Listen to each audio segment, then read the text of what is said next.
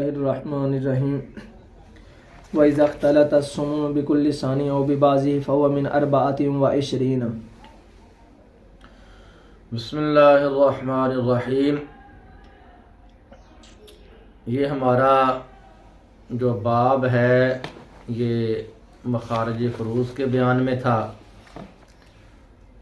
ہم جو ہے وہ مخارج فروز کے حوالے سے جو ہے وہ گفتگو پڑھ رہے تھے۔ مخارج فروز سے مراد کیا ہے یہ تو آپ کو معلوم ہی ہے کہ اس سے مراد وہ اعداد ہیں کہ جن اعداد سے فرضی حصے نکالے جاتے ہیں، وہ اعداد جن سے حصے نکالے جاتے ہیں ان کو مخارج فروز کہتے ہیں۔ اور مخارج سے حصے نکالنے کے جو قوانین اور اصول ہیں وہ مصنف رحمہ اللہ نے 5 بیان فرمائے ہیں۔ وہ اصول 5 بیان فرمائے، جن 5 اصول اور قوانین میں سے 4 اصول تو ہم پڑھ چکے ہیں، تو آج کے سبق کے اندر ہم 5واں اور آخری اصول جو ہے وہ پڑھیں گے۔ 5واں قانون اور 5واں جو قاعدہ ہے، 5ویں جو اصل ہے، اس کا حاصل یہ ہے کہ جب پہلی نوع کا سمن جو ہے وہ دوسری نوع کے تمام حصوں کے ساتھ یا بعض حصوں کے ساتھ جمع ہو جائے، پہلی نوع کا جو ہے وہ سمن ہو اور دوسری نوع کے تینوں حصے آ جائیں، ثلثان، ثلث اور سدس، یا ان میں سے جو ہے بعض حصے آ جائیں، 2 آ جائے یا 1 آ جائے، تو پہلی نوع کا جو ہے وہ سمن ہو اور دوسری نوع کا کوئی بھی حصہ ہو، دوسری نوع کا کوئی بھی حصہ آ جائے، تو اس صورت کے اندر جو مخرج ہوگا وہ 24 ہوگا، جو مخرج ہوگا وہ 24 ہوگا، یعنی 24 سے جو ہے وہ مسئلہ بنایا جائے گا، اور 24 کا جو عدد ہوگا اس سے پھر حصے نکالے جائیں گے۔ تو اب ہم اس قاعدہ کی جو مثالیں ہیں وہ مثالیں ذکر کرتے ہیں۔ تو سب سے پہلے وہ مثال پیش کرتے ہیں کہ جس مثال کے اندر پہلی نوع کا جو سمن ہے وہ دوسری نوع کے تینوں حصوں ثلثان، ثلث اور سدس کے ساتھ جمع ہو جائے، پہلی نوع کا سمن ہو اور دوسری جو نوع ہے اس کے تمام حصے ہوں، اس کے تمام حصے ہو جائیں، پہلی نوع کا جو سمن ہے وہ دوسری نوع کے تمام حصوں کے ساتھ کیا ہو جائے، جمع ہو جائے۔ اور یہاں پر یہ بات جو ہے وہ ذہن میں رہنی چاہیے کہ پہلی نوع کا جو سمن ہے وہ دوسری نوع کے تمام حصوں کے ساتھ جمع ہو، یہ صرف اور صرف حضرت عبداللہ ابن مسعود رضی اللہ تعالی عنہ جو ہیں ان کی رائے کے مطابق ہو سکتا ہے، ان کی رائے کے مطابق ہو سکتا ہے۔ باقی رہ گئے احناف، تو احناف کے نزدیک ایسا ہونا جو ہے وہ متصور نہیں ہے، احناف کے نزدیک ایسا ہونا متصور نہیں ہے۔ اس کی وجہ یہ ہے کہ آپ یہ بات پیچھے پڑھ چکے ہیں، یہ اختلاف پیچھے بیان ہو چکا ہے کہ جو احناف ہیں، احناف کے نزدیک جو محروم ہوتا ہے، محروم ہوتا ہے، نہ وہ حجب نقصان کے ساتھ حاجب بنتا ہے اور نہ ہی حجب حرمان کے ساتھ حاجب بنتا ہے، جبکہ حضرت عبداللہ ابن مسعود رضی اللہ تعالی عنہ جو ہیں ان کے نزدیک جو محروم ہوتا ہے یہ خود جائیداد سے محروم ہے، حصہ خود نہیں پا سکتا، وہ حجب حرمان کے ساتھ اگرچہ حاجب نہیں بنتا، حجب حرمان کے ساتھ اگرچہ حاجب نہیں بنتا لیکن وہ حجب نقصان کے ساتھ حاجب بن جاتا ہے، حجب نقصان کے ساتھ وہ حاجب بن جاتا ہے۔ اس لیے پھر ایسی مثال کہ جس کے اندر پہلی نوع کا جو ہے وہ سمن ہو اور دوسری نوع کے جو ہیں وہ تینوں حصے ہوں، تو یہ حضرت عبداللہ ابن مسعود کی رائے کے مطابق تو ایسا ہو سکتا ہے، پہلی نوع کا سمن دوسری نوع کے تمام حصوں کے ساتھ جمع ہو سکتا ہے۔ مثال ایسی ممکن ہے کہ جس کے اندر پہلی نوع کا سمن دوسری نوع کے تمام حصوں کے ساتھ جمع ہو جائے، لیکن احناف کے نزدیک چونکہ محروم جو ہے وہ حاجب جو ہے وہ نہیں بنتا ہے، حاجب نہیں بنتا ہے، اس لیے احناف کے نزدیک کوئی ایسی مثال ممکن نہیں ہے کہ جس کے اندر پہلی نوع کا جو ثمن ہے وہ دوسری نوع کے تمام حصوں کے ساتھ کیا ہو، جمع ہو۔ بہرحال ہم جو ہے وہ حضرت عبداللہ ابن مسعود رضی اللہ تعالی عنہ کی رائے کے مطابق وہ مثال ذکر کرتے ہیں کہ جس مثال کے اندر پہلی نوع کا جو ثمن ہے وہ دوسری نوع کے تینوں حصوں کے ساتھ کیا ہے، جمع ہے۔ ایک شخص جو ہے وہ فوت ہوتا ہے اور اس کے جو ورثاء ہیں ان ورثاء میں سے اس کی جو ہے وہ زوجہ ہے، 2 عینی بہنیں ہیں، 2 اخیافی بہنیں ہیں، ماں ہے اور اس کا جو غلام بیٹا جو ہے وہ موجود ہے، ٹھیک ہے اس کے ورثاء کے اندر جو ہے اس کی زوجہ، 2 عینی بہنیں، 2 اخیافی بہنیں، ماں اور غلام بیٹا جو ہے وہ موجود ہے۔ تو ہم جو ہے وہ میت لکھنے کے بعد سب سے پہلے جو ہے وہ زوجہ لکھتے ہیں اور اس کے بعد تھوڑی سی جگہ چھوڑ کر تو ہم لکھ لیتے ہیں 2 عینی بہنیں، اس کے بعد پھر لکھ لیتے ہیں 2 اخیافی بہنیں، اس کے بعد پھر ہم لکھتے ہیں ماں اور اس کے بعد ہم لکھ لیتے ہیں غلام بیٹا۔ اب حضرت عبداللہ ابن مسعود رضی اللہ تعالی عنہ کے رائے کے مطابق، آپ کی رائے کے مطابق، چونکہ جو غلام بیٹا ہے جو خود محروم ہے غلام ہونے کی وجہ سے، وہ چونکہ حاجب بن جاتا ہے حجب نقصان کے ساتھ، وہ چونکہ حجب نقصان کے ساتھ حاجب بن جاتا ہے، اس لیے یہ جو غلام بیٹا ہے یہ اپنے والد کی زوجہ کے لیے، یہ اپنے والد کی زوجہ کے لیے جو ہے وہ حجب نقصان کے ساتھ حاجب بنے گا۔ لہذا جو شخص فوت ہو گیا ہے تو اس کی زوجہ کو جو ہے وہ ربع نہیں ملے گا بلکہ کیا ملے گا، سمن ملے گا۔ کیا ملے گا؟ سمن ملے گا۔ اگر یہ جو محروم غلام بیٹا ہے اگر یہ موجود نہ ہوتا مرنے والے کی اولاد بالکل نہ ہوتی تو اس کی بیوی کو کیا ملنا تھا؟ ربع ملنا تھا، اس کی بیوی کو ربع ملنا تھا۔ لیکن یہاں پر چونکہ غلام بیٹا جو ہے وہ موجود ہے اور حضرت عبداللہ ابن مسعود کے نزدیک وہ حاجب بھی بنتا ہے، حجب نقصان کے ساتھ وہ حاجب بھی بنتا ہے، اس وجہ سے جو شخص فوت ہوا ہے تو اس کی بیوی کو جو ہے ربع اب نہیں ملے گا بلکہ کیا ملے گا؟ سمن ملے گا۔ کیا ملے گا؟ سمن ملے گا۔ لہذا زوجہ کے نیچے جو ہے ہم لکھ دیتے ہیں سمن۔ کیا لکھتے ہیں؟ سمن لکھتے ہیں۔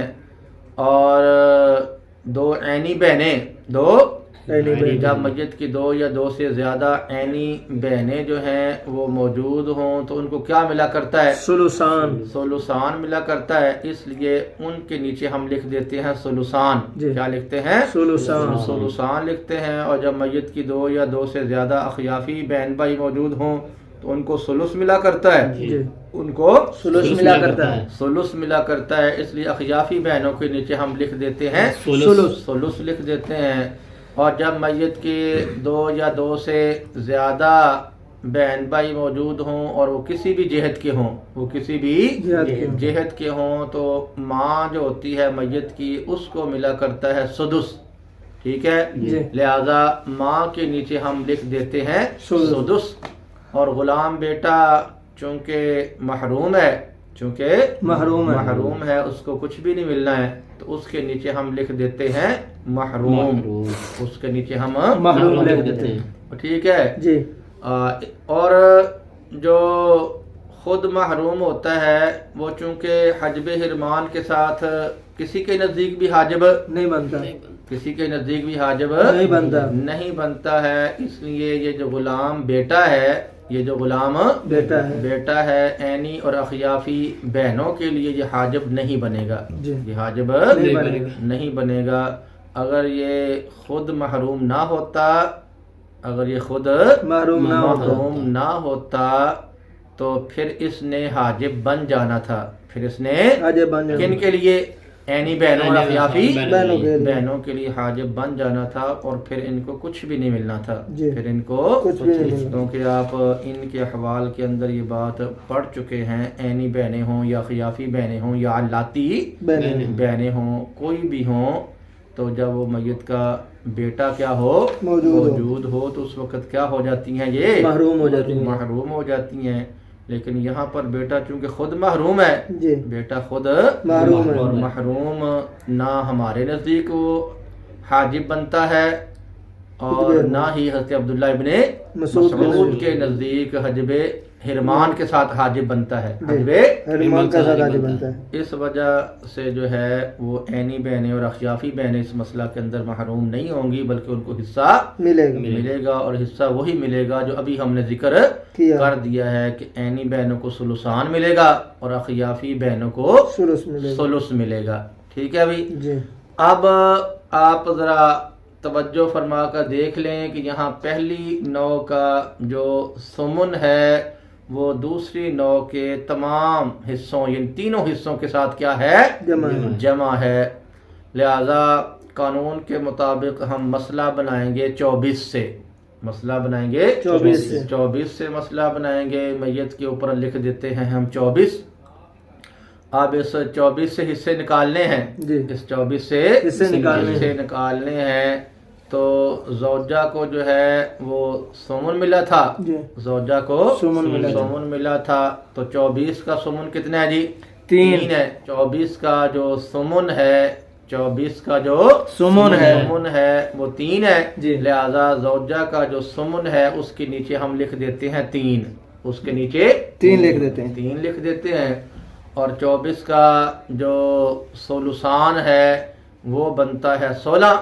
کیا بنتا ہے؟ 16 بنتا ہے، لہذا عینی بہنوں کا جو ثلثان ہے اس کے نیچے ہم 16 لکھ دیتے ہیں، اور 24 کا جو ثلث ہے وہ بنتا ہے 8، وہ بنتا ہے 8، لہذا اخیافی بہنوں کے نیچے ہم لکھ دیتے ہیں، اخیافی بہنوں کا جو ثلث ہے اس کے نیچے ہم 8 لکھ دیتے ہیں، اور 24 کا جو سدس ہے، 24 کا جو سدس ہے وہ بنتا ہے 4، 24 کا جو سدس ہے وہ 4 بنتا ہے، لہذا ہم جو ماں کا جو سدس تھا اس کے نیچے لکھ دیتے ہیں 4۔ اب ان تمام حصوں کو جو ہے وہ جمع کیا جائے تو زوجہ کو ملے تھے 3، زوجہ کو ملے تھے 3 ملے تھے، اور عینی بہنوں کو ملے تھے 16، 16 اور 3 19 بن گئے، اور اخیافی بہنوں کو ملے تھے 8 ملے تھے، 19 اور 8 27 ہو گئے، اور ماں کو ملے تھے 4 ملے تھے، تو 27 اور 4 31، 27 اور 4 31 بن گئے، تو مجموعی جو حصے ہیں وہ 31 ہو گئے، مجموعی حصے 31 ہو گئے، اور جو مخرج ہے وہ کتنا ہے جی؟ 24 ہے، مخرج 24 ہے، تو جو حصے ہیں وہ زیادہ ہو گئے اور مخرج چھوٹا ہے، مخرج کیا ہے؟ چھوٹا ہے، اور یہ بات ہم نے بارہا مرتبہ پڑھی ہوئی ہے کہ جب اس سے زیادہ ہو جائیں اور جو مخرج ہے وہ چھوٹا ہو جائے، جب حصے زیادہ ہو جائیں اور مخرج کیا ہو جائے؟ چھوٹا ہو جائے، تو اس صورت کے اندر جو ہے وہ اول ہوا کرتا ہے، اس صورت کے اندر اول ہوا کرتا ہے، لہذا یہاں پر جو ہے وہ 24 کا اول ہو جائے گا 31 کی طرف، 24 کا اول ہو جائے گا 31 کی طرف، اب جائیداد کے جو حصے ہیں بجائے 24 کے 31 کیے جائیں گے، 24 سے 31 کیے جائیں گے، 31 حصے کیے جائیں گے۔ 31 حصوں میں سے جو 3 حصے ہیں وہ دے دیے جائیں گے زوجہ کو، 16 حصے دے دیے جائیں گے عینی بہنوں کو، 8 حصے دیے جائیں گے اخیافی بہنوں کو، اور جو 4 حصے ہیں وہ دے دیے جائیں گے ماں کو۔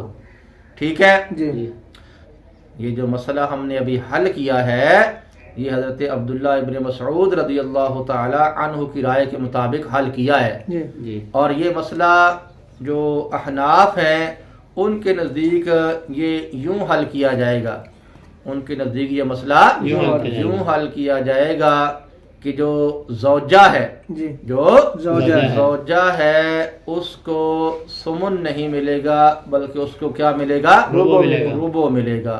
ان کو سمن نہیں ملے گا بلکہ ربع ملے گا، ان کو زوجہ جو ہے اس کو سمن نہیں ملے گا بلکہ ربع ملے گا، اور عینی بہنوں کو تو وہی ملنا ہے، جی عینی بہنوں کو ثلثان ملے گا، اخیافی بہنوں کو ثلث ملے گا، ماں کو وہی سدس ملے گا، ماں کو وہی سدس ملے گا۔ اب احناف کے نزدیک یہاں پر پہلی نوع کا جو ربع ہے، پہلی نوع کا جو ربع ہے وہ دوسری نوع کے تینوں حصوں کے ساتھ کیا ہے؟ جمع ہے۔ دوسری نوع کے تینوں حصوں کے ساتھ جمع ہے، تینوں حصوں کے ساتھ جمع ہے، لہذا قانون کے مطابق جو مسئلہ بنے گا وہ 12 سے بنے گا۔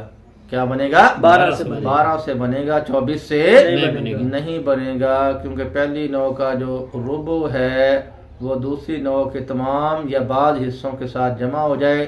تو آپ نے جو قاعدہ نمبر 4 پڑھا تھا، قاعدہ نمبر 4 پڑھا تھا، وہ یہی تھا کہ پہلی نوع کا جب ربع ہو اور دوسری نوع کا کوئی بھی حصہ ہو، تینوں ہوں یا بعض ہوں، تو پھر مسئلہ کس سے بنتا ہے؟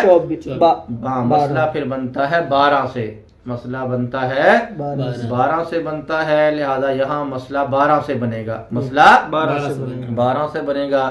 مخرج جو ہے وہ 12 ہوگا، اس 12 سے حصے نکالیں گے، اس 12 سے حصے نکالیں گے تو 12 کا جو بنتا ہے ربع، 12 کا جو ربع بنتا ہے وہ 3 بنتا ہے، وہ کیا بنتا ہے؟ 3 بنتا ہے، لہذا زوجہ کا جو ربع ہے اس کے نیچے ہم لکھیں گے 3، اور 12 کا جو ثلثان ہے، 12 کا جو ثلثان ہے وہ بنتا ہے 8، لہذا عینی بہنوں کے ثلثان کے نیچے لکھیں گے ہم 8، اور 12 کا جو ثلث ہے وہ بنتا ہے 4، لہذا اخیافی بہنوں کے جو اخیافی بہنوں کا جو ثلث ہے اس کے نیچے ہم لکھیں گے 4 لکھیں گے، اور 12 کا جو سدس ہے وہ بنتا ہے 2، وہ بنتا ہے 2، تو ماں کا جو سدس تھا اس کے نیچے ہم لکھیں گے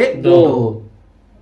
اب آپ ان حصوں کو جمع کریں تو زوجہ کو ملے تھے 3 ملے تھے، اور عینی بہنوں کو ملے تھے 8، 3 اور 8 11 ہو گئے، اور اخیافی بہنوں کو ملے تھے 4 ملے تھے، تو 11 اور 4 15 ہو گئے، اور ماں کو ملے تھے 2، تو 15 اور 2 17 ہو گئے، تو یہاں مجموعی حصے بن گئے 17، مجموعی حصے 17 بن چکے ہیں، اور جو مخرج ہے وہ کتنا ہے جی؟ وہ 12 ہے، مخرج 12 ہے، تو مجموعی حصوں کی تعداد جو ہے وہ مخرج سے بڑھ گئی، مجموعی حصوں کی تعداد مخرج سے جو ہے وہ بڑھ گئی ہے، حصوں کی تعداد زیادہ ہو گئی اور مخرج چھوٹا ہے، لہذا پھر جو ہے ہم یہاں پر کریں گے اول، یہاں کیا کریں گے؟ اول کریں گے، تو 12 کا اول ہو جائے گا 17 کی طرف، 12 کا اول 17 کی طرف ہو جائے گا، جائیداد کے حصے 12 کرنے کی بجائے 17 کر لیں گے، حصے 17 کر لیں گے، جن میں سے جو ہے وہ 3 حصے جو ہے وہ زوجہ کو دے دیں گے، 8 حصے جو ہے وہ عینی بہنوں کو دے دیں گے، اور 4 حصے اخیافی بہنوں کو دے دیں گے، اور جو 2 حصے ہیں وہ ماں کو دے دیں گے۔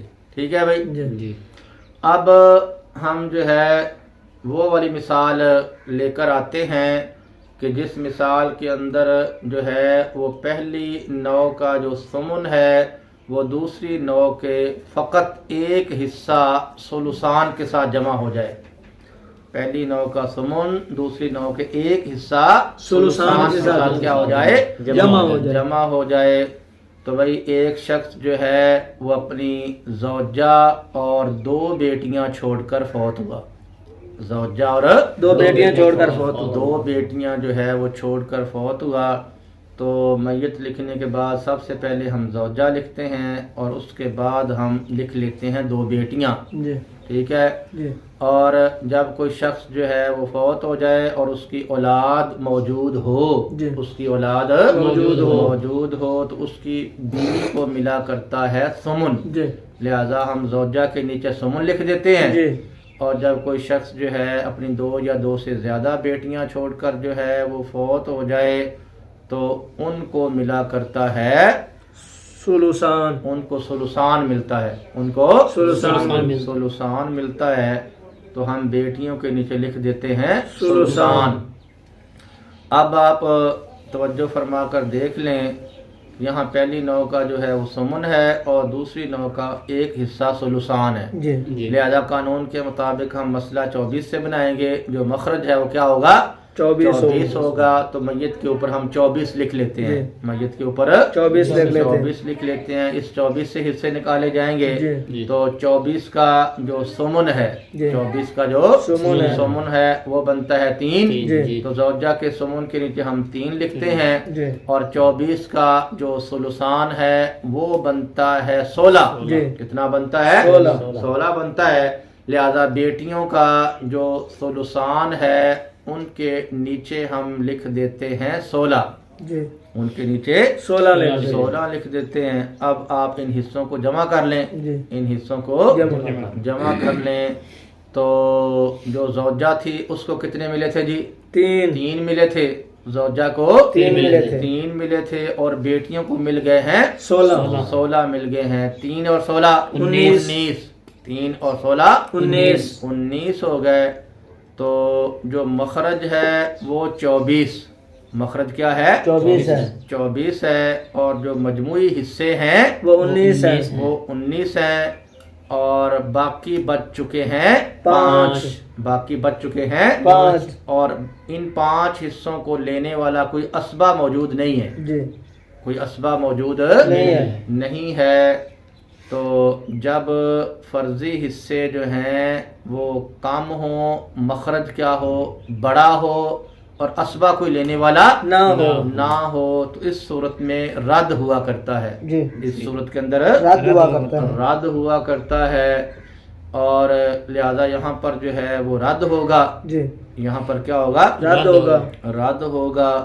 اور آپ یہ جانتے ہیں کہ جو زوجہ ہے وہ اہل رد میں سے نہیں ہے. جو زوجہ ہے وہ اہل رد میں سے نہیں ہے. جو رد ہوا کرتا ہے وہ اصحاب فرائض نسبیہ پر ہوتا ہے, سببیہ پر نہیں ہوتا. اور زوجہ جو ہے اصحاب فرائض سببیہ میں سے ہے. ٹھیک ہے. لہذا یہاں جو 5 بچے ہیں وہ رد کس پر ہونے ہیں؟ وہ بیٹیوں پر رد ہونے ہیں. وہ کس پر ہونے ہیں؟ بیٹیوں پر رد ہونے ہیں. لہذا جو 5 بچے ہیں یہ بھی بطور رد بیٹیوں کو دے دیے جائیں گے. یہ بھی بطور رد بیٹیوں کو دے دیے جائیں گے. تو اس طرح جو جائیداد کے کل 24 حصے ہوئے, جائیداد کے کل 24 حصے ہوئے, جن میں سے 3 حصے دے دیے گئے زوجہ کو, 3 حصے دے دیے گئے زوجہ کو دے دیے گئے. اور باقی جو 21 حصے ہیں, جو 21 حصے ہیں وہ دیے گئے دونوں بیٹیوں کو دیے گئے. 16 حصے تو ان کو مل گئے ذی فرض کے طور پر. 16 حصے ان کو فرض کے طور پر مل گئے. اور جو باقی 5 حصے ہیں وہ بطور رد ان کو مل گئے. وہ بطور رد. اب ہم جو ہے وہ مثال ذکر کرتے ہیں کہ جس مثال کے اندر پہلی نو کا جو ثمن ہے, پہلی نو کا جو ثمن ہے وہ دوسری نو کے ایک حصہ ثلث کے ساتھ کیا ہو جائے؟ جمع ہو جائے. پہلی نو کا سمن ہو اور دوسری نو کا ایک ہی حصہ ہو سلس۔ اور وہ ایک حصہ جو ہے وہ سلس ہو. جی، کیا ہو؟ سلس ہو۔ سلس ہو. تو ایک شخص جو ہے وہ فوت ہوتا ہے. جی، ایک شخص فوت ہوتا ہے اور اس کی جو ہے ایک زوجہ موجود ہے. جی، ایک زوجہ موجود ہے اور دو اخیافی بہنیں موجود ہیں. جی، دو اخیافی بہنیں موجود ہیں۔ بہنیں موجود ہیں اور ایک غلام بیٹا موجود ہے. جی، ایک کیا ہے؟ غلام بیٹا موجود ہے۔ غلام بیٹا موجود ہے۔ بیٹا موجود ہے. تو اب یہ جو مسئلہ ہے، یہ جو مسئلہ ہے، اس مسئلہ کے اندر بھی پہلی نو کا جو سمن ہے، پہلی نو کا جو سمن ہے وہ دوسری نو کے سلس کے ساتھ جمع تو ہوگا. جی، دوسری نو کے سلس کے ساتھ جمع تو ہوگا، لیکن یہ جمع ہوگا حضرت عبداللہ ابن مسعود رضی اللہ تعالی عنہ کی رائے کے مطابق جمع ہوگا. کیا ہوگا؟ حضرت عبداللہ ابن مسعود رضی اللہ تعالی عنہ کی رائے کے مطابق جمع ہوگا. جبکہ جو احناف ہیں ان کے نزدیک یہاں جو ہے پہلی نو کا سمن نہیں آئے گا. یہاں پہلی نو کا سمن نہیں آئے گا، بلکہ احناف کے نزدیک یہاں پہلی نو کا سمن کی بجائے پہلی نو کا ربع آئے گا. کیا آئے گا؟ ربع آئے گا. ذرا آپ مسئلہ پر توجہ فرمائیں، بات جو ہے مکمل طور پر کھل کر سامنے آ جائے گی. اب جو ہے حضرت عبداللہ ابن مسعود رضی اللہ تعالی عنہ کی رائے کے مطابق چونکہ جو محروم ہوتا ہے وہ حجب نقصان کے ساتھ کیا بنتا ہے؟ حاجب بنتا ہے. لہذا یہ جو شخص فوت ہوا ہے اس کا جو غلام بیٹا ہے، اس کا جو غلام بیٹا ہے، یہ فوت ہونے والا جو شخص ہے، شخص ہے، اس کی بیوی کے لیے یہ کیا بنے گا؟ حاجب بنے گا. اس کی بیوی کے لیے یہ حاجب بنے گا. لہذا اس کی جو بیوی ہے اس کو ربع نہیں ملے گا بلکہ کیا ملے گا؟ سمن. کیا ملے گا؟ سمن ملے گا. تو لہذا ہم زوجہ کے نیچے لکھ دیتے ہیں سمن. زوجہ کے نیچے سمن لکھ دیتے ہیں. اور جو دو اخیافی بہنیں ہیں، بہنیں ہیں، ان کو کیا ملے گا؟ سلس.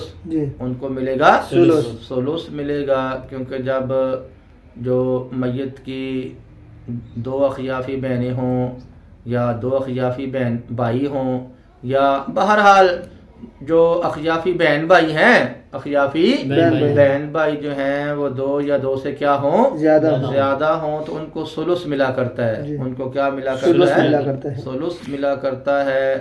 اور جو محروم ہوتا ہے وہ حجب حرمان کے ساتھ تو حاجب بنتا نہیں ہے. حجب حرمان کے ساتھ حاجب نہیں بنتا ہے. لہذا یہ اخیافی جو بہنیں ہیں ان کے لیے تو حجب حرمان کے ساتھ اس نے حاجب نہیں بننا، اس لیے ان کو کیا ملے گا؟ سلس ملے گا. ان کو سلس ملے گا. تو ان کے نیچے ہم نے کیا لکھ دیا؟ سلس.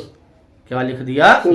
سلس لکھ دیا. اب آپ توجہ فرما کے دیکھ لیں، یہاں پہلی نو کا جو ہے وہ سمن ہے اور دوسری نو کا ایک حصہ کیا ہے؟ سلس ہے. لہذا قانون کے مطابق مسئلہ جو بنے گا وہ 24 سے بنے گا. جو مخرج ہوگا وہ 24 ہوگا. مخرج 24 ہوگا. لہذا میت کے اوپر لکھ دیتے ہیں ہم 24.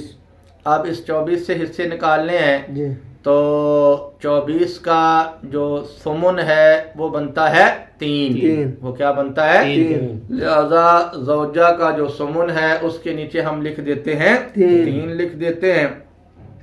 اور 24 کا جو سلس ہے وہ بنتا ہے 8. 24 کا جو سلس ہے 1/3 جو ہے وہ کتنا بنتا ہے؟ 8 بنتا ہے. لہذا اخیافی بہنوں کے نیچے ہم لکھ دیتے ہیں 8. غلام بیٹا محروم ہے، غلام بیٹا محروم ہے تو اس کے نیچے آ گیا محروم. اس کے نیچے محروم لکھ دیا گیا. ٹھیک ہے. اب یہاں پر آپ جو ہے حصوں کو جمع کر لیں. حصوں کو جمع کریں. زوجہ کو ملے تھے 3 ملے تھے اور جو اخیافی بہنیں ہیں ان کو ملے ہیں 8 3 اور 8 11 3 اور 8 11 تو مجموعی حصے ہو گئے 11 مجموعی حصے ہو گئے 11 ہو گئے اور جو مخرج ہے وہ کتنا ہے جی وہ 24 ہے مخرج 24 ہے تو مجموعی حصے تھوڑے ہیں جی مجموعی حصے تھوڑے ہیں اور مخرج کیا ہے بڑا ہے مخرج بڑا ہے اور جو حصے باقی بچ گئے ہیں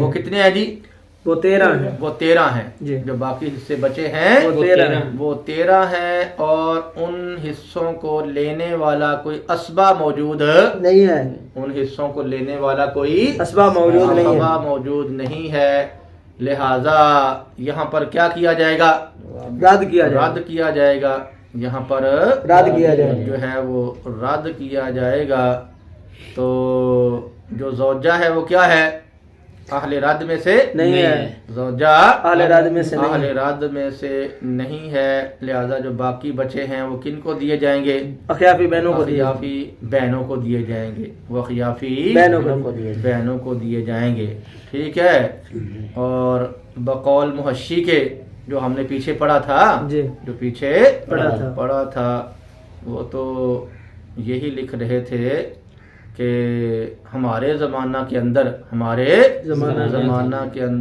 اگر زوجین میں سے کسی ایک کے ساتھ کے ساتھ جو ہیں اگر اخیافی بہن بھائی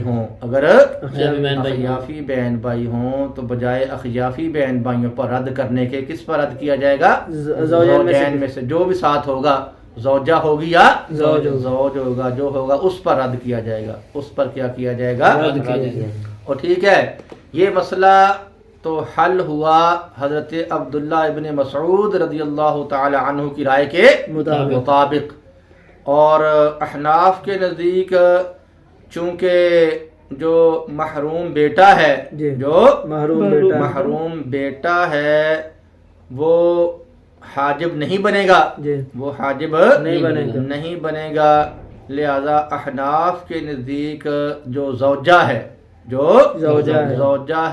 اس کو سمن نہیں ملے گا بلکہ کیا ملے گا ربو ملے گا کیا ملے گا ربو ملے گا لہذا جو زوجہ ہے اس کے نیچے ہم لکھیں گے ربو اس کو نیچے لکھیں گے ربو لکھیں گے اور جو بہنیں ہیں اخیافی بہنیں ہیں تو ان کے نیچے وہی جو پہلے لکھا تھا کیا سلس پہلے کیا لکھا تھا سلس لکھا تھا وہی آئے گا اور جو غلام بیٹا ہے وہ محروم ہے تو اس کے نیچے کیا آ جائے گا محروم آ جائے گا اب آپ توجہ فرما کے دیکھ لیں کہ یہاں پر پہلی نو کا کیا آیا ہوا ہے ربو آیا ہے اور دوسری نو کا کیا آیا ہے سلس آیا ہے اور اب یہاں پر قاعدہ نمبر جو ہے وہ 4 چلے گا قاعدہ نمبر 4 چلے گا پہلی نو کا ربو ہو دوسری نو کا کوئی بھی حصہ ہو تو مسئلہ بنا کرتا ہے 12 سے مخرج 12 ہوتا ہے لہذا میت کے اوپر کیا لکھیں گے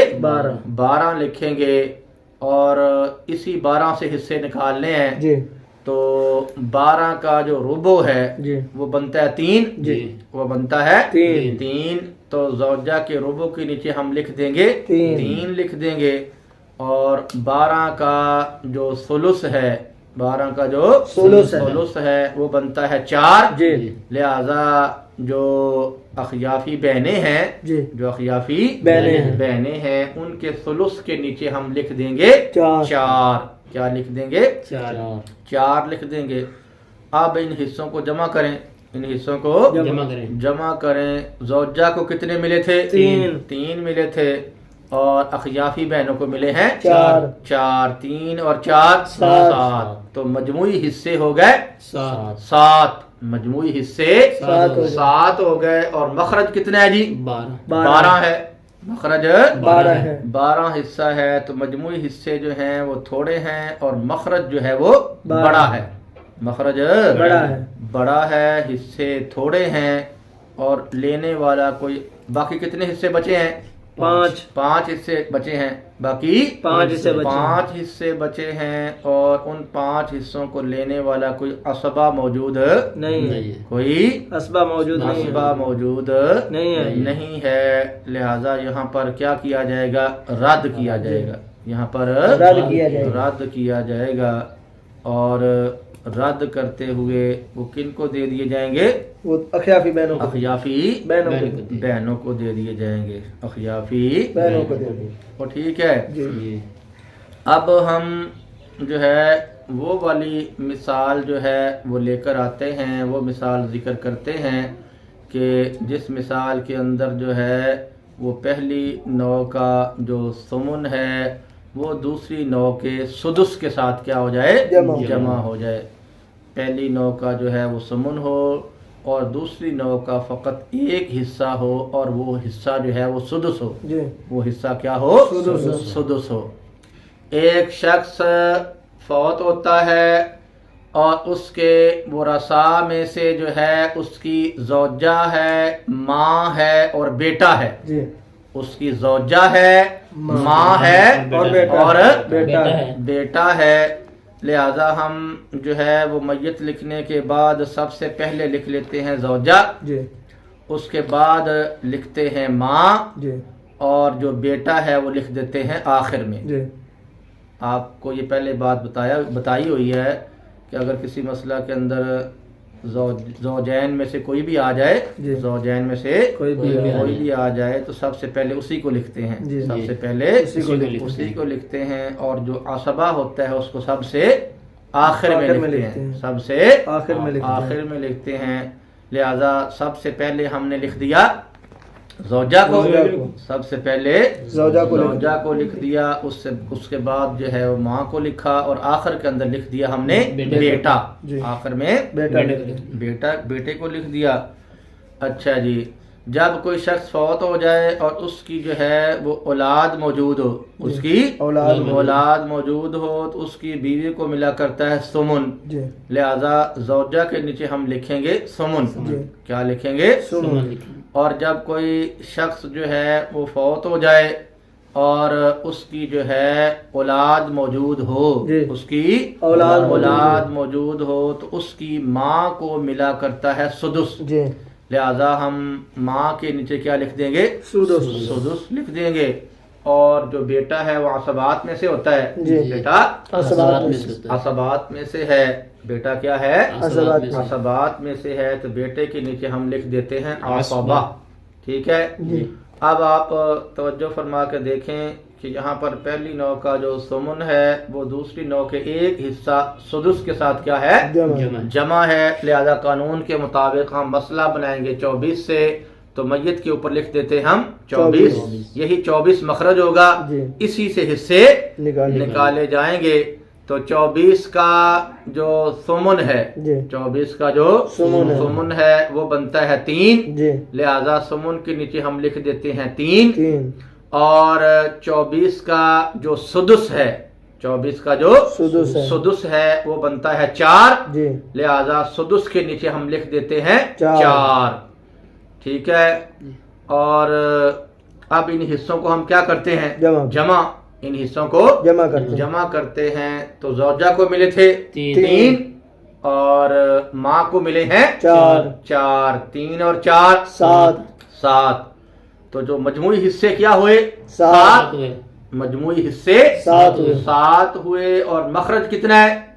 24، مخرج 24 ہے، تو 24 میں سے 7 نکال دیے، 24 میں سے 7 نکال دیے، باقی بچے 17، باقی بچ گئے 17، اور یہاں پر اسبہ موجود ہے، یہاں پر کیا ہے؟ اسبہ موجود ہے، لہذا جو باقی 17 حصے بچ گئے ہیں، جو باقی 17 حصے بچ گئے ہیں وہ بطور اسبہ بیٹے کو دے دیے جائیں گے، وہ بطور عصبہ بیٹے کو دے دیے جائیں گے، ٹھیک ہے جی۔ تو جائیداد کے کل 24 حصے بنائے گئے، جائیداد کے کل 24 حصے بنائے گئے، جن میں سے 3 حصے زوجہ کو دے دیے گئے اور 4 حصے جو ہیں وہ ماں کو دے دیے گئے، اور 17 حصے جو ہیں وہ بیٹے کو دے دیے گئے. ٹھیک ہے جی.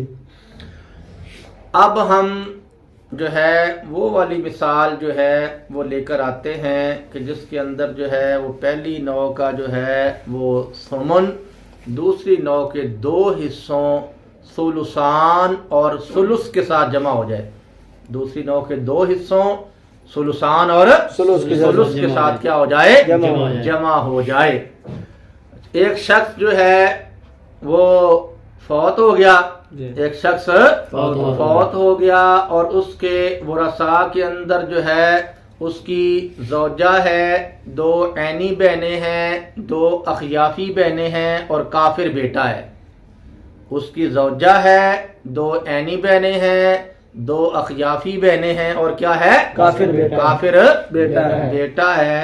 لہذا میت لکھنے کے بعد جو ہے ہم سب سے پہلے جو ہے وہ زوجہ کو لکھتے ہیں، اس کے بعد جو ہے وہ 2 عینی بہنیں لکھتے ہیں، اس کے بعد پھر ہم لکھتے ہیں 2 اخیافی بہنیں اور آخر کے اندر ہم لکھ لیتے ہیں کافر بیٹا. کیا لکھ لیتے ہیں؟ کافر بیٹا. ٹھیک ہے. اب یہاں پر جو ہے وہ بیٹا کیا ہے جی؟ کافر ہے. بیٹا کافر ہے. تو آپ جانتے ہیں کہ کافر بیٹا خود کیا ہوتا ہے جی؟ محروم ہوتا ہے. کافر بیٹا محروم ہوتا ہے. تو احناف کے نزدیک تو جو محروم ہوگا، احناف کے نزدیک جو محروم ہوتا ہے وہ حاجب نہیں بنتا نا جی. وہ بالکل حاجب نہیں بنتا، نہ حجب نقصان کے ساتھ اور نہ ہی حجب حرمان کے ساتھ. لہذا یہ جو مثال بننی ہے کہ جس مثال کے اندر ثمن نے کس کے ساتھ جمع ہونا ہے؟ ثلثان اور ثلث کے ساتھ جمع ہونا ہے. تو یہ مثال بھی حضرت عبداللہ ابن مسعود رضی اللہ تعالی عنہ کی رائے کے مطابق بنے گی. یہ مثال بھی حضرت عبداللہ ابن مسعود کی رائے کے مطابق بنے گی. احناف کے نزدیک ایسی کوئی صورت نہیں بنے گی. احناف کے نزدیک کوئی ایسی صورت نہیں بنے گی کہ جس کے اندر جو ہے وہ ثمن جو ہے وہ دوسری نوع کے ثلثان اور ثلث کے ساتھ جمع ہو. یہ مثال بھی حضرت عبداللہ ابن مسعود کی رائے کے مطابق بنے گی. تو ان کی رائے کے مطابق ہم اس کو پہلے حل کرتے ہیں. ان کی رائے کے مطابق اس مسئلہ کو ہم پہلے حل کرتے ہیں. لہذا جو شخص فوت ہوا ہے اس کی زوجہ جو ہے اس کو ربع نہیں ملے گا بلکہ کیا ملے گا؟ ثمن ملے گا. کیا ملے گا؟ ثمن ملے گا. کیونکہ اس کا مرنے والے کا جو کافر بیٹا ہے وہ اس کی بیوی کے لیے کیا بنے گا؟ حجب نقصان کے ساتھ حاجب بنے گا. ٹھیک ہے. تو اس کے نیچے ہم نے کیا لکھ دیا؟ ثمن. ٹھیک ہے. اور عینی بہنیں جب 2 یا 2 سے زیادہ ہوں تو ان کو ثلثان ملتا ہے، تو ان کے نیچے ثلثان آ گیا. اور اخیافی بہنیں جب 2 یا 2 سے زیادہ ہوں تو ان کے لیے آتا ہے ثلث، ان کو ثلث ملتا ہے. تو ان کے نیچے ہم نے لکھ دیا ثلث لکھ دیا. اور کافر بیٹا چونکہ محروم ہے تو اس کے نیچے کیا لکھ دیا گیا؟ محروم لکھ دیا گیا. اب آپ توجہ فرما لیں، یہاں پہلی نوع کا جو ثمن ہے وہ دوسری نوع کے 2 حصوں ثلثان اور ثلث کے ساتھ کیا ہے؟ جمع ہے. لہذا قانون کے مطابق مسئلہ 24 سے بنے گا. مسئلہ 24 سے بنایا جائے گا. مخرج 24 ہوگا. اسے 24 سے حصے نکالے جائیں گے. تو 24 کا جو ثمن ہے وہ بنتا ہے 3. لہذا ثمن کے نیچے 3 آ جائے گا. اور 24 کا جو ثلثان ہے وہ بنتا ہے 16. تو ثلثان کے نیچے 16 لکھ دیتے ہیں. اور 24 کا جو ثلث ہے وہ بنتا ہے 8. لہذا ثلث کے نیچے ہم لکھ دیتے ہیں 8. اب ان حصوں کو آپ جمع کر کے دیکھیں. زوجہ کو ملے تھے 3. زوجہ کو 3 ملے تھے. عینی بہنوں کو ملے تھے 16. 3 اور 16 19 بن گئے. اور اخیافی بہنوں کو ملے تھے 8. 19 اور 8 27 بن گئے. تو مجموعی حصے ہو گئے 27. مجموعی حصے 27 ہو گئے. اور جو مخرج ہے وہ ہے 24. مخرج 24 ہے. تو حصے جو ہیں وہ زیادہ ہو گئے اور مخرج چھوٹا ہے. مخرج چھوٹا ہے. لہذا 24 کا اول ہو جائے گا 27 کی طرف. اب جائیداد کے حصے بجائے 24 کے 27 کیے جائیں گے. جن میں سے جو 3 ہیں وہ زوجہ کو دے دیے جائیں گے اور 16 جو ہے وہ عینی بہنوں کو دے دیے جائیں گے اور جو 8 حصے ہیں وہ اخیافی بہنوں کو دے دیے جائیں گے۔ یہ مسئلہ حل ہوا حضرت عبداللہ ابن مسعود رضی اللہ تعالی عنہ کی رائے کے مطابق۔ احناف کے نزدیک یہ مسئلہ جو ہے وہ یوں حل ہوگا کہ جو زوجہ ہے اس کو جو ہے وہ سمن نہیں ملے گا بلکہ ربع ملے گا۔ جو زوجہ ہے اس کو سمن نہیں ملے گا، ربع نہیں ملے گا بلکہ ربع ملے گا، کیونکہ احناف کے نزدیک جو کافر بیٹا ہے یہ مرنے والے شخص کی بیوی کے لیے حاجب نہیں بنے گا، حاجب نہیں بنے گا، لہذا زوجہ کے نیچے ہم جو ہے وہ ربع لکھتے ہیں، زوجہ کے نیچے ربع لکھتے ہیں۔ باقی عینی بہنوں کے لیے وہی ثلثان ہے اور اخیافی بہنوں کے لیے بھی وہی ثلث ہے، ٹھیک ہے۔ اب آپ توجہ فرما کے دیکھیں کہ یہاں پہلی نوع کا جو ربع ہے وہ دوسری نوع کے 2 حصوں ثلثان اور ثلث کے ساتھ جمع ہوا ہے، لہذا قانون کے مطابق جو مسئلہ ہے وہ 12 سے بنے گا۔ میت کے اوپر ہم 12 لکھتے ہیں، یہی 12 مخرج ہوگا، اسی 12 سے حصے نکالے جائیں گے، اسی 12 سے حصے نکالے جائیں گے۔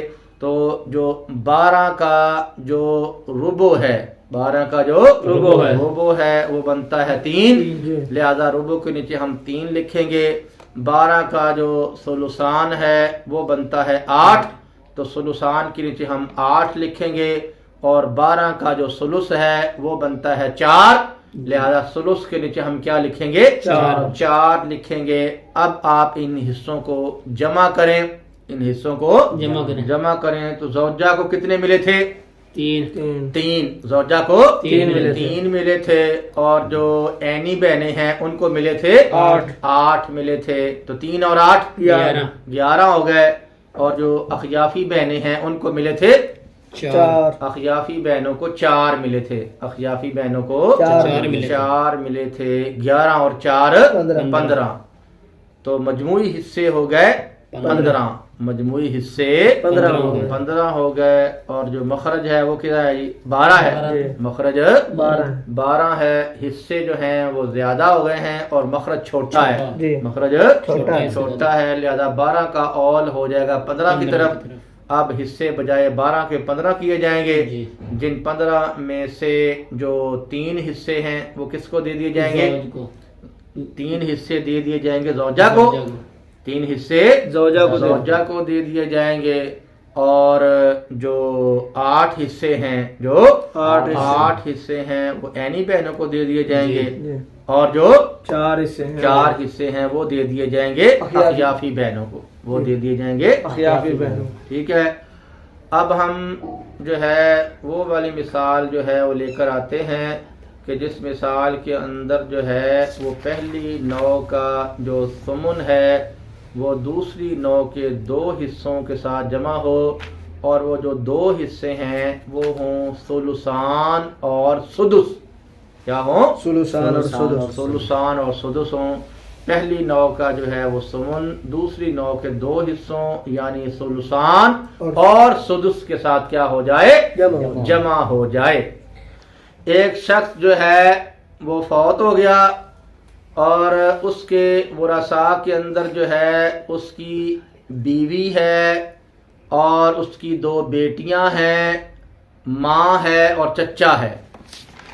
اس کی جو ہے وہ زوجہ، 2 بیٹیاں، ماں اور چچا جو ہے وہ موجود ہے۔ تو ہم میت لکھنے کے بعد سب سے پہلے جو ہے وہ زوجہ کو لکھتے ہیں، اس کے بعد جو ہے ہم 2 بیٹیاں لکھتے ہیں، اور اس کے بعد جو ہے ہم ماں کو لکھ لیتے ہیں، اور آخر کے اندر ہم لکھ لیتے ہیں چچا کو، ٹھیک ہے۔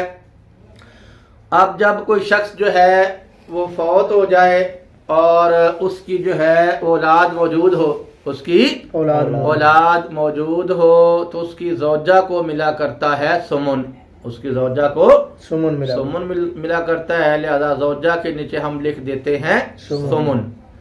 اور جب کوئی شخص فوت ہو اور اس کی 2 یا 2 سے زیادہ بیٹیاں موجود ہوں تو ان کو ملا کرتا ہے ثلثان، جی تو بیٹیوں کے نیچے ہم لکھتے ہیں سلوسان. جی اور جب مرنے والے شخص کی جو ہے اولاد موجود ہو تو اس کی ماں کو ملا کرتا ہے سدس، جی لہذا ہم ماں کے نیچے لکھتے ہیں سدس. اور چچا عصبات میں سے ہے، جی. چچا عصبات عصبات میں سے ہے، لہذا چچا کے نیچے ہم لکھ دیتے ہیں عصبہ. ٹھیک ہے. جی. اب آپ توجہ فرما کے دیکھیں، اس مسئلہ کے اندر پہلی نوع کا جو ہے سمن ہے اور دوسری نوع کے دو حصے ہیں، اور وہ دو حصے کون کون سے ہیں؟ سلوسان اور سدس ہیں. سلوسان اور سدس ہیں. لہذا قانون کے مطابق جو مسئلہ ہے وہ بنایا جائے گا 24 سے. مخرج جو ہے وہ 24 ہوگا. جی. میت کے اوپر ہم 24 لکھ دیتے ہیں. جی. میت کے اوپر ہم 24 لکھ دیتے ہیں. اس 24 سے حصے نکالے جائیں گے، یہی مخرج بنا ہے. جی. اور جو 24 ہے، جو 24 ہے، اس کا سمن بنتا ہے 3. جی. لہذا ہم سمن کے نیچے لکھ دیتے ہیں 3. سمن کے نیچے 3 لکھ دیا. جی. اور 24 کا جو سلوسان ہے وہ بنتا ہے 16. جی. لہذا بیٹیوں کا جو سلوسان تھا اس کے نیچے ہم لکھ دیتے ہیں 16. ٹھیک ہے. جی. اور 24 کا جو سدس ہے، جو چھٹا حصہ ہے، جو 1/6 ہے، وہ بنتا ہے 4. جی. وہ بنتا ہے 4. 4 بنتا ہے. لہذا ماں کے سدس کے نیچے ہم لکھ دیتے ہیں 4. اور اب ان حصوں کو ہم جمع کرتے ہیں. جی ان حصوں کو جمع کرتے ہیں. تو زوجہ کو ملے تھے 3، اور جو ہیں بیٹیاں، جو بیٹیاں ہیں ان کو ملے تھے 16. 3 اور 16 19 ہو گئے. اور ماں کو ملے تھے 4. 19 اور 4 23. 19 اور 4 23. تو مجموعی حصے ہو گئے 23. مجموعی حصے 23 ہو گئے. اور جو مخرج ہے وہ کتنا ہے جی؟ 24 ہے. مخرج 24 ہے. تو 24 میں سے اگر 23 نکال دیے جائیں تو باقی بچتا ہے 1. باقی 1 بچتا ہے. جی. تو باقی 1 بچ گیا. تو 1 حصہ جو بچا ہے وہ بطور عصبہ کس کو دے دیا جائے گا؟ چچا کو دے دیا جائے گا. وہ بطور عصبہ چچا کو دے دیا جائے گا. تو عصبہ کے نیچے ہم جو ہے وہ 1 لکھ دیتے ہیں. وہ کیا لکھ دیتے ہیں؟ 1 لکھ دیتے ہیں. ٹھیک ہے جی. لو جناب، اب جو ہے وہ آخری ایک مثال باقی رہ گئی ہے. آخری ایک مثال باقی. کل ہم نے 7 مثالیں ذکر کرنی تھیں، تو جن میں سے 6 مثالیں ذکر ہو چکی ہیں. 6 مثالیں ذکر ہو چکی ہیں. تو آخری ایک مثال باقی رہ گئی ہے. وہ آخری جو مثال باقی رہ گئی ہے وہ یہ ہے کہ پہلی نوع کا جو ثمن ہے وہ دوسری نوع کے 2 حصوں ثلث اور سدس کے ساتھ جمع ہو جائے. ثلث اور سدس کے ساتھ کیا ہو جائے؟ جمع ہو جائے. ایک شخص فوت ہوا اور اس کے ورثاء کے اندر جو ہے اس کی زوجہ ہے، 2 اخیافی بہنیں ہیں، اور ماں ہے، محروم بیٹا ہے، اور چچا ہے. ٹھیک ہے. تو سب سے پہلے جو ہے ہم میت کو لکھتے ہیں. سب سے پہلے میت کو لکھتے ہیں. تو میت لکھنے کے بعد سب سے پہلے اس کے نیچے ہم لکھ دیتے ہیں زوجہ. ٹھیک ہے. اس کے بعد ہم لکھتے ہیں 2 اخیافی بہنیں. اس کے بعد جو ہے وہ ہم لکھ دیتے ہیں ماں. اور اس کے بعد ہم لکھ دیتے ہیں چچا. اور اس کے بعد ہم لکھ دیتے ہیں محروم بیٹا، غلام بیٹا. اور ٹھیک ہے. تو یہ جو مثال بنے گی، یہ جو مثال بنے گی کہ جس کے اندر پہلی نوع کا کیا ہو جائے؟ سمن ہو. پہلی نوع کا سمن ہو اور دوسری نوع کے جو 2 حصے ہیں وہ ہو ثلث اور سدس. کیا ہو؟ ثلث اور سدس. تو یہ مثال بھی حضرت عبداللہ ابن مسعود رضی اللہ تعالی عنہ کے رائے کے مطابق بنے گی. ان کی رائے کے مطابق ہی پہلی نوع کا جو سمن ہے وہ دوسری نوع کے ثلث اور سدس کے ساتھ کیا ہوگا؟ جمع ہوگا. احناف کے نزدیک ایسی کوئی مثال موجود نہیں ہے. احناف کے نزدیک ایسی کوئی مثال موجود نہیں ہے، کوئی ایسا مادہ موجود نہیں ہے کہ جہاں پر پہلی نوع کا جو ہے وہ سمن ہو اور دوسری نوع کے دو حصوں میں سے ثلث اور سدس ہو. ٹھیک ہے. تو بہرحال ہم اس مسئلہ کو حضرت عبداللہ ابن مسعود رضی اللہ تعالی عنہ کی رائے کے مطابق پہلے حل کرتے ہیں اور اس کے بعد پھر ہم احناف کی رائے کے مطابق اس کو حل کریں گے. تو جو محروم بیٹا ہے محروم بیٹا ہے، چونکہ حضرت عبداللہ ابن مسعود رضی اللہ تعالی عنہ کی رائے کے مطابق جو ہے وہ حجب نقصان کے ساتھ حاجب بنتا ہے، لہذا مرنے والا جو شخص ہے اس کی بیوی کے لیے یہ لڑکا کیا بن جائے گا؟ حاجب بنے گا. یہ لڑکا حاجب بنے گا. تو مرنے والے شخص کی جو بیوی ہے اس کو ربع نہیں ملے گا بلکہ کیا ملے گا؟ سمن ملے گا. تو زوجہ کے نیچے ہم لکھ دیتے ہیں سمن. زوجہ کے نیچے ہم سمن لکھ دیتے ہیں. اور جو اخیافی بہنیں ہیں جب وہ دو یا دو سے زیادہ موجود ہوں تو ان کو ملا کرتا ہے ثلث. تو ان کے نیچے ہم لکھ دیتے ہیں ثلث. ٹھیک ہے. اور جو ماں ہے جب میت کے جو ہیں وہ دو یا دو سے زیادہ بہن بھائی کسی بھی جہت کے ہوں تو ماں کو ملا کرتا ہے سدس. لہذا ماں کے نیچے ہم لکھتے ہیں سدس. ٹھیک ہے. اور چچا اسبات میں سے ہے، چچا اسبات میں سے ہے تو اس کے نیچے ہم لکھ دیتے ہیں اسبا. اور جو غلام بیٹا ہے وہ تو چونکہ کیا ہے؟ محروم ہے. اس کے نیچے اس لیے ہم اس کے نیچے محروم لکھ دیتے ہیں. اس کے نیچے محروم لکھ دیتے ہیں. اب آپ توجہ فرمائیں، دیکھیں، ملاحظہ فرمائیں کہ پہلی نوع کا جو سمن ہے وہ دوسری نوع کے دو حصوں ثلث اور سدس کے ساتھ کیا ہے؟